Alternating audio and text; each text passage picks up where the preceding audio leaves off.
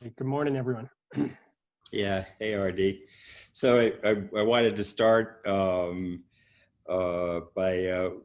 welcoming all of our friends. I think the friendships are particularly important to this first on the offense session, which will be the fourth Thursday of every month as a and it's slightly influenced. I don't know if any of you are followers of the of Mark Maron's WTF podcast, which is sort of an attempt to focus on creativity and thoughtfulness and people who are doing unusual things and to help keep a focus on what's important.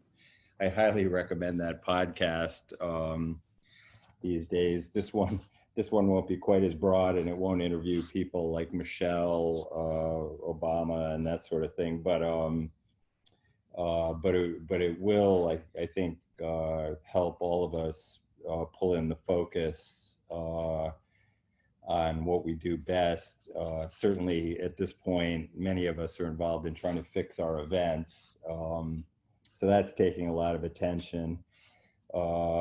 Many of our good friends, are struggling with issues of personal energy and even good health. So I think this is dedicated to wellness and focus and being good business people.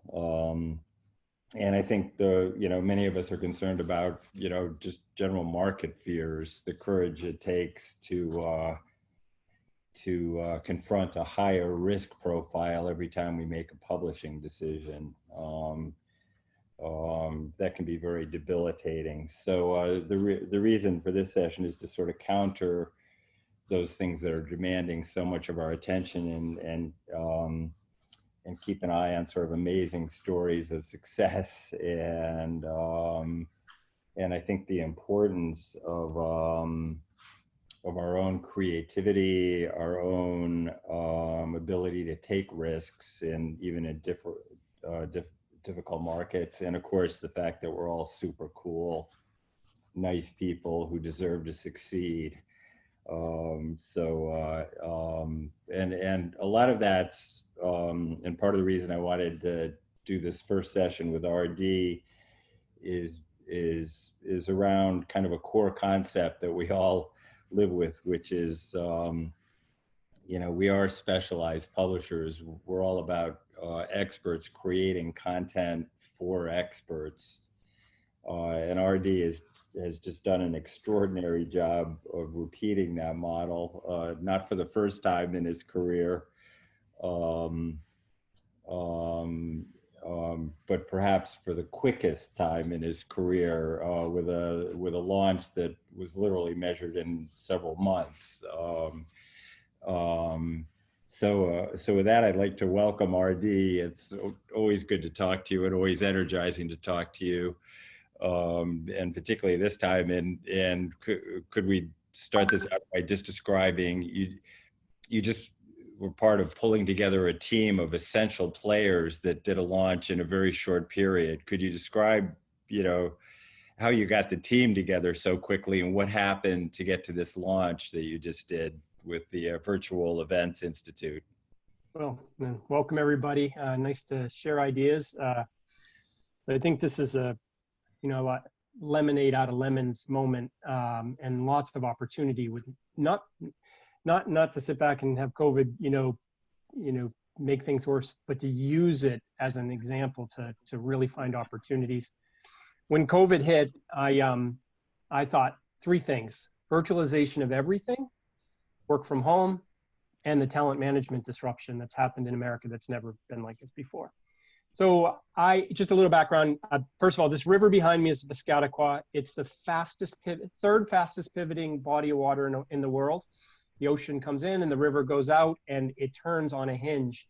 And I think that's perfect for right now because it's all about pivoting and finding opportunity in the chaos. The way this kind of came about, so back in 2010, so 30 years been building professional communities, started with the Coopers, got inspired by the Coopers at Kennedy, and perfect example of building communities was the pivot from the accounts payable newsletters at IOMA, which David used to lead, to the Institute of Finance and Management, which is today the certification program for accounts payable, accounts receivable, procure to pay, order to cash, and all these other areas. Giant events, usually live, but lots of virtual, membership community, what have you. So a model everyone here is pretty familiar with. I just finished doing it up in healthcare benefits. So that's kind of the areas that I've been working in. COVID hits. Back in 2010, I was CEO of the Trade Show News Network, which reports on the trade show industry. And I was highly involved in the first phase, version 1 of virtual events, which frankly sucked.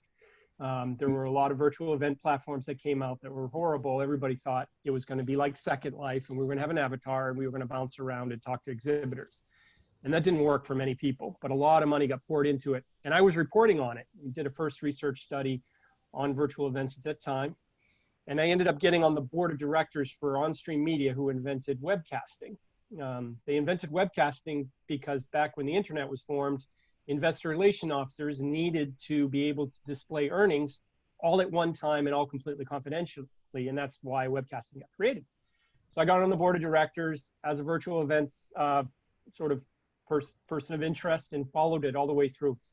And as I mentioned to you, David, like I kind of felt like Noah at times, that building an ark, and it was bright and sunny out and everybody was laughing, and they didn't want to talk about virtual events at all. Anyway, so I've just been following that all along.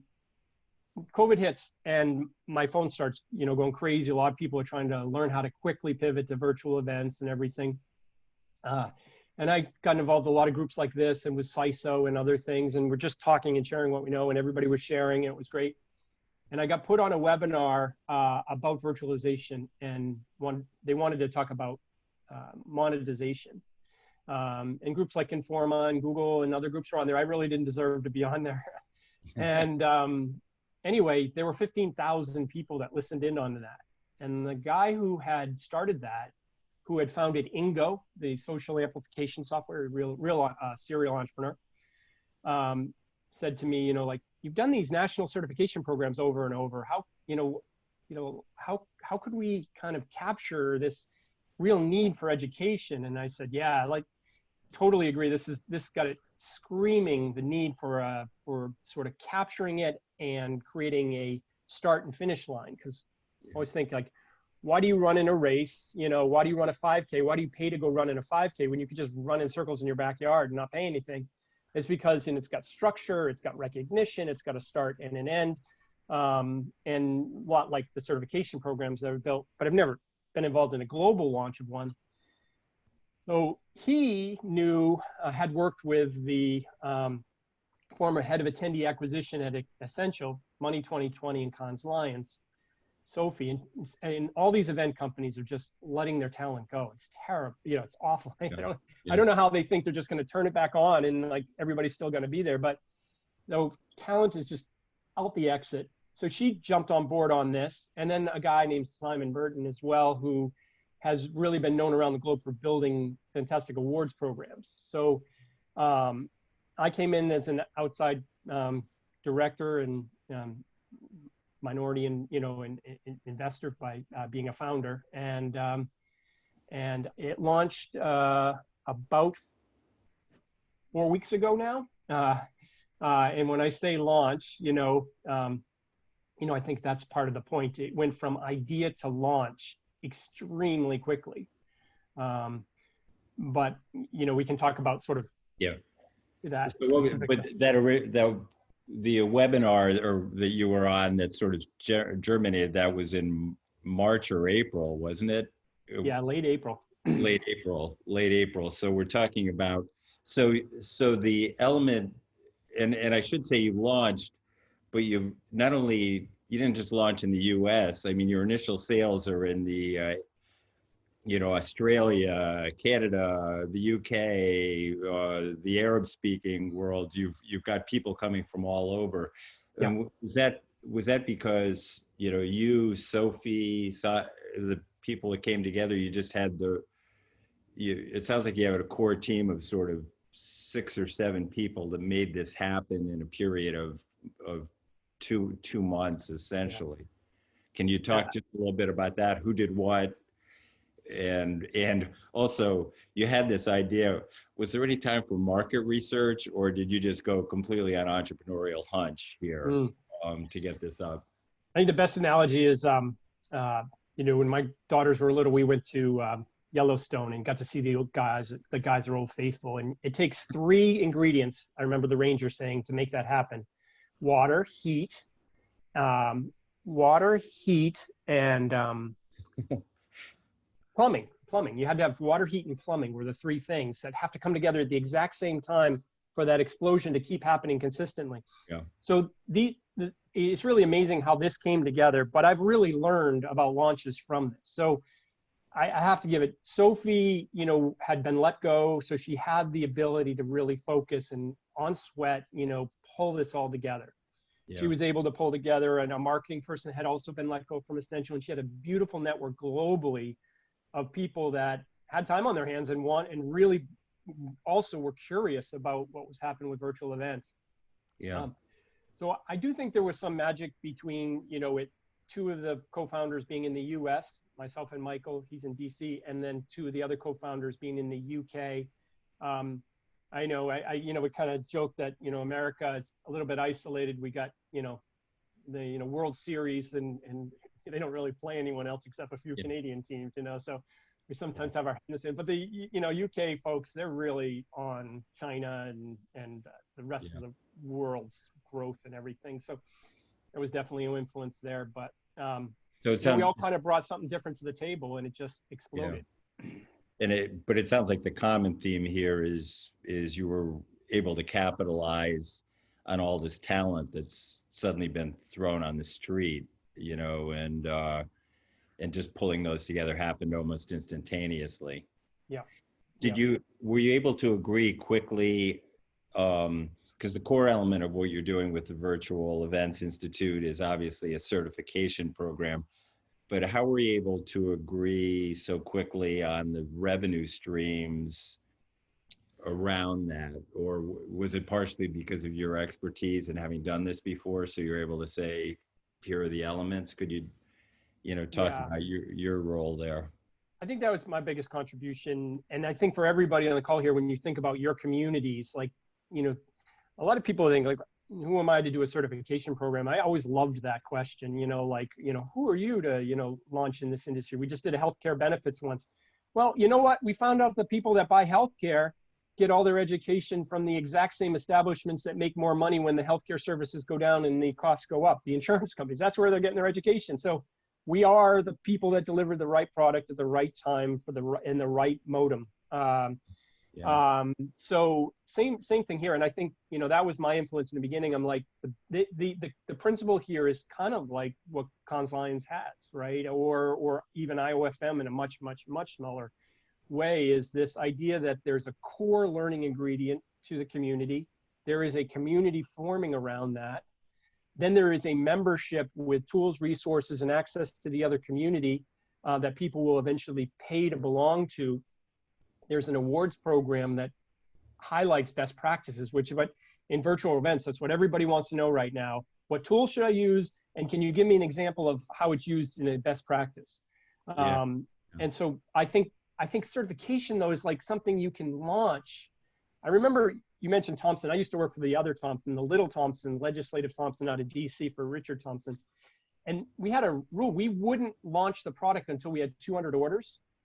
And we would do direct mail. And once 200 orders hit, we had to run like hell and then build the product. And I was reminded of that here. It's like, you actually, because there's so much demand, you can announce the product, have 1 or 2 modules ready, in the can, and then rapidly deploy them as it starts to be successful. Have your trainers lined up and all that. And Sophie was able to bring so much of that to the table.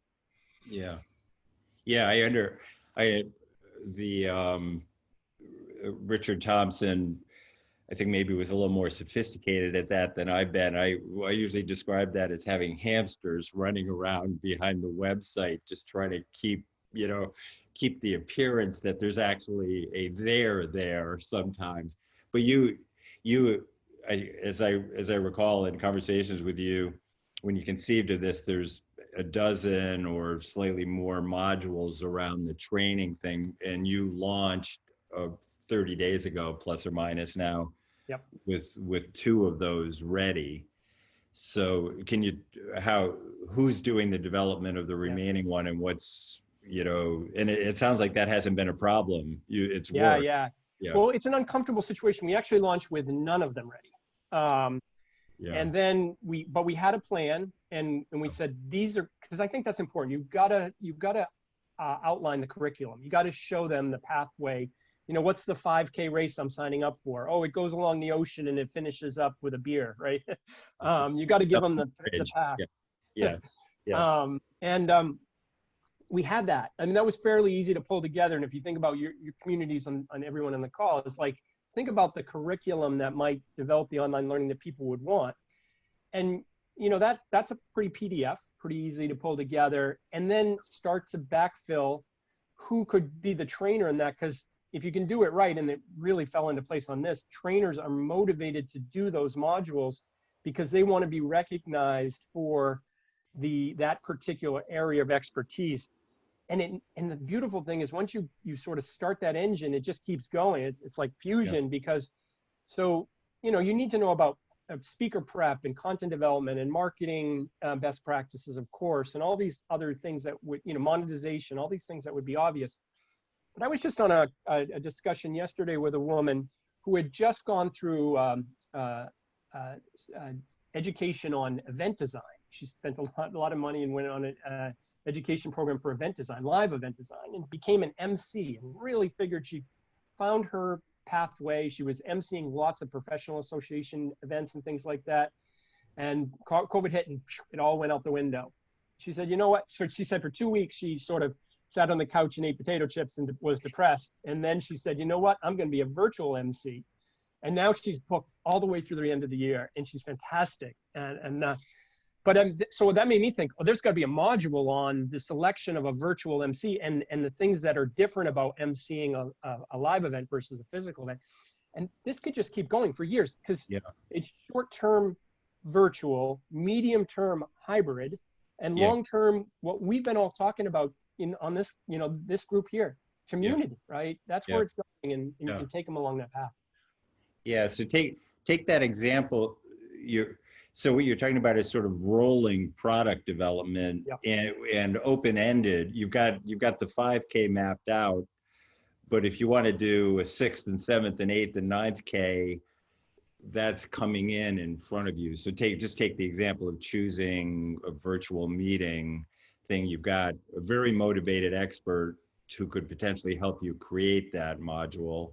And then you've got several revenue streams where you can build out that body of content. You've already got the old, replicate model mapped out in front of you.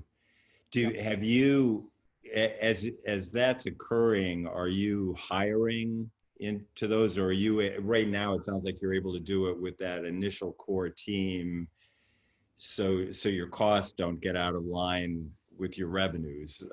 Is that true, or how's that happening? Yeah, I mean, I think, again, like, this body of water, you got to just be ready to spin on a dime. And the people that were caught off guard on this are the big companies, right? So they sat around with their head in the sand for a while and said, if live events are super important. Nobody's doubting that. Nobody is doubting that. We all miss them.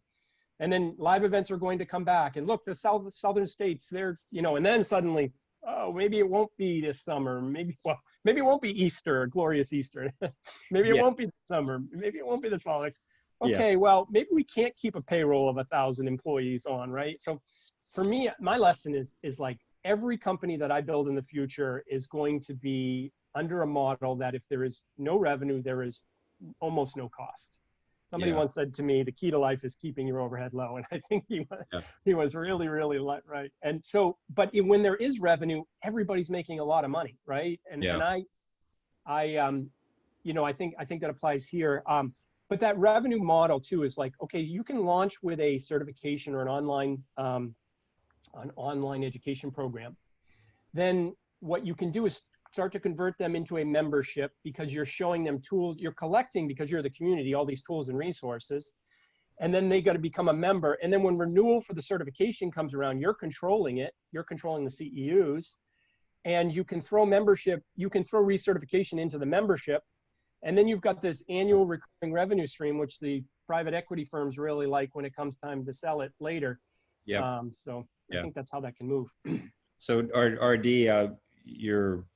the reason I wanted to talk to you today and do this is because your energy is infectious, and you're also reminding me and hopefully everyone else of some really fundamental basics that have been true and are still, or perhaps are even more true now than they have been. So it's very comforting to hear you, cite Richard Thompson from back in the day on a model that's working now. So I think I hope everyone else on this call is as inspired by your energy as I am. So thank you for that. And what I'd like to do is sort of kick it off and open it up by just saying you've done this before and you're building on your expertise, which, reminder to all of us, we are experts. So let's do that. Just a quick answer on this time in this very short, change of the direction of the river that you've mentioned several times. What have you learned in the last 30 days that's different? What's surprised you? And then let's open it up for questions, and with huge thanks for your good spirit, RD. We all need that. So what surprised you? Yeah, I think I've learned, 6 months ago, I think, it was all, bow down to the big event companies, because, right, they were the ones that figured it out. That was the association that survived. They were the ones that monetized. And, the poor magazine companies and, even SIPA, the specialized information companies got sort of sucked up into the software industry, right? But Yep. Guess who has all the jewels? Yeah. Now the event companies are like, wait a minute, we were just selling cement on a floor. We were a real estate company. But this group has all the jewels. So what's important? What's the gravity between buyer and seller? How do you monetize it? And how do you get to a minimally viable product the software industry always uses very quickly, and serve the customer really quickly, and let the customer feel part of that launch? Yeah. Wow. Let the customer feel like they're part of the launch. So capitalizing on the expertise that some other people have cast off, and then involving the expertise of the customers too. There's a lot of power there. So Stephanie, open it up if you want. And we got a whole bunch of questions on chat, but I think we'll maybe unmute. And if people want to chime in, I see maybe Victoria, do you want to chime up? I see your question first, and then we'll go from there. Yeah, what I think I can do, if there's if I see a question in the chat, then we can, that person, you can either post in chat and I will read your question out, or if you want to just unmute yourself, then you can ask your question out loud, whichever is more comfortable for you guys, that will work. Victoria, go ahead. I see your hand.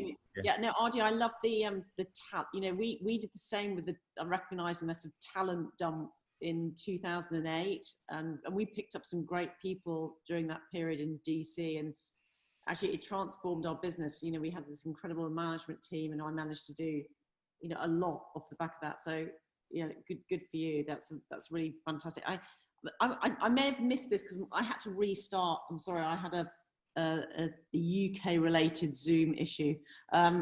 But what's the membership and pricing model that you're following for this? It's just interesting. Was it individual? Yeah, tell me a little bit about that. So for my past 3 sort of communities that I've been involved in, it's been about $1,000 price point for getting certified. Yeah. Usually with about 10 modules. But again, it becomes an online learning library forever, so there's renewability to it. one other thing that I thought was really interesting in this launch is, you know, the idea of scarcity, I think is really powerful in marketing. And so they created 100 early seats that were, I think they were for $6.90. And, you know, they got snapped up quickly. You know, we're all marketers here. I'm sure if we had said, can you open another 100 seats? Somebody might have done it, right? But, you know, I think that idea of scarcity is there, but $1,000 price point for an annual access to the certification program. You don't really need to get specific with people early on the renewability of it, because you're kind of moving as it goes.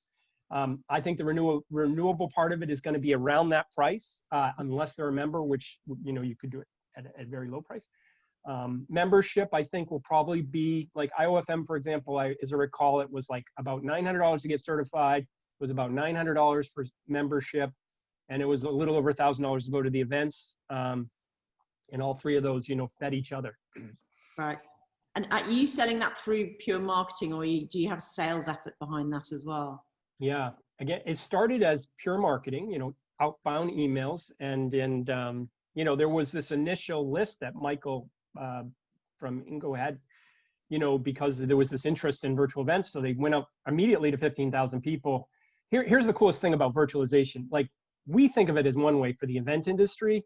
You know, event industry people are desperate, they need it. But associations, nonprofits, you know, my wife's a financial director for Habitat for Humanity, and I was watching her the other night at 7 o'clock doing the board meeting. And I'm like, do you think you'll ever go back to doing a board meeting? I mean, it's 50 miles away. She has to travel. She's like, maybe not. You know, we're getting it all done. And think about corporations, their sales meetings, the pharma meetings, like all the things, like virtualization affects everything. So I think that's kind of the interesting thing, as well as the diversity of the market. Yeah. Right. So it's a direct marketing play to begin, and may go to a sales model. Oh, right. I went off track there. So Sophie, again, had a great connection to a woman who had amazing connections at sort of Tencent and Alibaba and all these other great things. She speaks fluent Mandarin as well. And she had great connections in the event industry from her experience. So she came on as a salesperson, and I understand she's doing really well. So it quickly, I think it was 3 weeks from launch, that they brought on a salesperson. Great. Other questions? Hi, it's Elizabeth. This is fantastic. I actually think I've written down and underlined your quote, let the customer feel like they're part of the launch process. That's excellent. I see on the line, I know we've got a lot of folks from my company and a number of folks who are involved with different types of communities and associations. What are some of the things you did around launch to start engaging people, either formally or informally, in the community that you were building? Great question. So the four of us all had contacts. Like, I knew Dave, I knew the co-founder of LinkedIn, I knew Wayne Cooper, I knew Deb McGrath, who started HR.com. So I said, look, I'll talk to people that trust me, and I think that they'd have interest in maybe being involved as an advisor, because, you know, it's great positioning for other things. And so there was enough trust there. They say, can I put you on the advisory board, which helps us create instant credibility. And Sophie was able to do that, and Simon was able to do that, and Mike was able to do that. And that advisory board for Virtual Events Institute is unbelievable. So, you know, David Adler, you know, from BizBash, I knew from Tarsus. And like, so that was really, really important. The other thing is partnerships. And Wayne Cooper just reminded me of this as well. He's got chief executive, and they ran, everybody said nobody's making money on virtual events from the attendee side, and that's bullshit. Like, they definitely are. He recently did an event where they gave a code out to the speakers that were involved in the event, and he did really well because of that, because their networks all then came in, and he paid a referral fee. And it's just such a great reminder. So the way that this thing is going to grow is I used to run TSNN, and I helped hire the marketer there, and I knew the person running it now, and BizBash, and some of these groups that have huge reaches. You say to them, look, this would be great to bring on in your store, and if you sell it, we'll give you X from every one that comes through. And then you start to do that in every country, and you start to do that with every major media player, and everybody feels part of it, and they're getting, more importantly, getting rewarded from it. I think that's really critical. Yeah. Have you, just on that, to follow up on Elizabeth's question, and obviously there's a range in those partnership deals, but can you give a model of a typical deal because that issue of going to market so quickly and essentially being ahead of your forecast an hour after you launched, which happened to you, sales were coming in right away. What sort of model did you use with the distribution partners? Yep. So the right partner, that has the right community, a partnership's a partnership. I would say half, right? So here's the beautiful thing. You give them half of the, of the first sale, and then you get the conversion and the renewals for the rest of your life.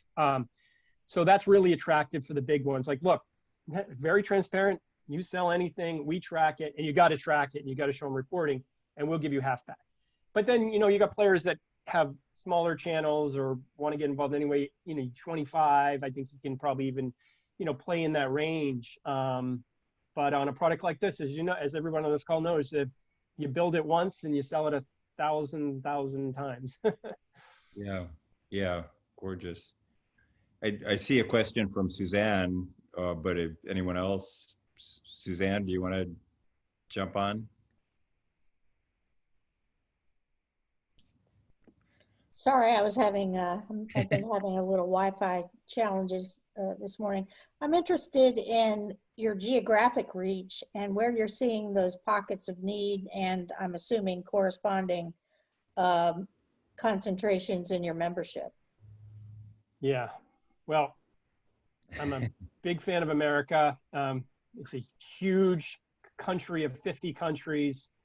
We have 1.5 million associations and nonprofits in America alone, millions of corporations that all have marketing departments. And we got a tiny event industry, right? It's like, so America alone is huge, but, and I don't pretend to be an expert globally, as some of my colleagues are, but I understand the reach of the Chinese market. And, our salesperson has reach into like a Tencent or an Alibaba that could just change the game overnight. And they got a lot of the global events industry headed out of the UK, so you can do site license deals into them because they frankly need this education for their entire staff. So you've got the big public players, the privatized players, the private equity players. But I think what's key there are people on the ground in that country that know that market and have those trusted relationships. So, my daughter lives in Australia, and I want to find a way to spend a couple months there in the winter because I'm never going to get her back because she met a good looking boy that I didn't want to like and I really like, and they got a dog, and I'm never getting her back. But when I've been there before, I've gotten to know a couple media companies just because I'm interested in networking there. And over that trust, I was able to, send an email and say, hey, this is something that's going. Would you be interested in being a on the ground sales channel partner? I'm not on video or here. And, there are only 29 million people, but it's a great market. So I think on the ground thing, partnerships are the way to go. So right now you've got sort of sounds like you're getting orders from all different markets. So is it primarily US based as a percentage so far, or are you finding because of the Chinese connection and the Mandarin speaking sales staff that, I think it's definitely US and UK to start. I think the thing I'm so interested in the Chinese, because I understand that they just consume education, things like this, right? And so I don't know where that will go, but there is global, that social media is just so beautiful now because it spreads so quickly. So there's global appeal quickly, but the start out has been US and UK. Yeah. Are you, I see Stephanie Eidelman just asked about using your advisory board. Do you have plans to capitalize on that too? That's obviously another resource you pulled together very quickly due to your connections. So. Yeah. And that's part of the uncomfortableness of these rapid launches, right? Like you have to have some trust in place. Like David, I don't know if you would have, if you didn't know me, you'd be like, I don't know if I want to be associated with it, but you knew me enough to say, look, let us launch. And I think this is going to be really good. And we're going to come back to you with a set of benefits for advisors. And that should include, free education, and networking with the other advisors, and even, sort of potentially, I think it's always great when you can send a reward to somebody for bringing in attention to it. So we're developing those lists of benefits for advisors, for partners, and I think that's key to follow through with, so that everybody feels the benefit of it, or it'll quickly go away if we don't.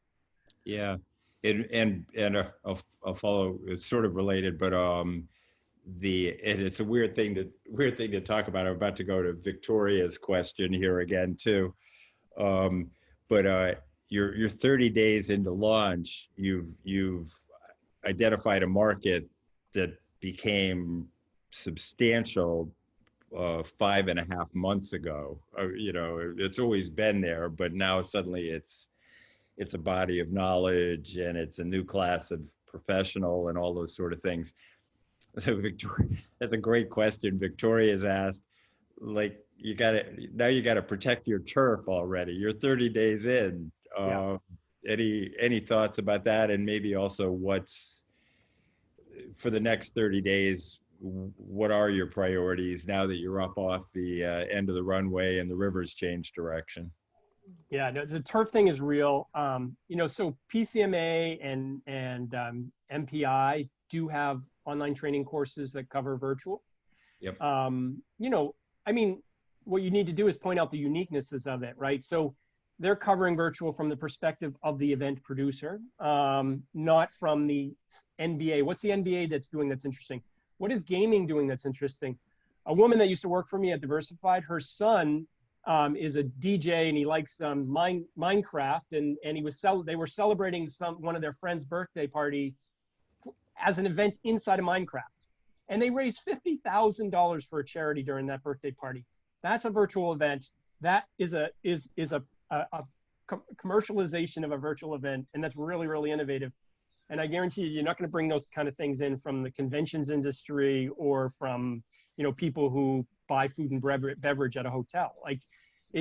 So you got to be unique. So bringing these things from all around. Religion, like I think I said to David, like I want to talk to my priest about going to the Pope and seeing if we can do virtual confession.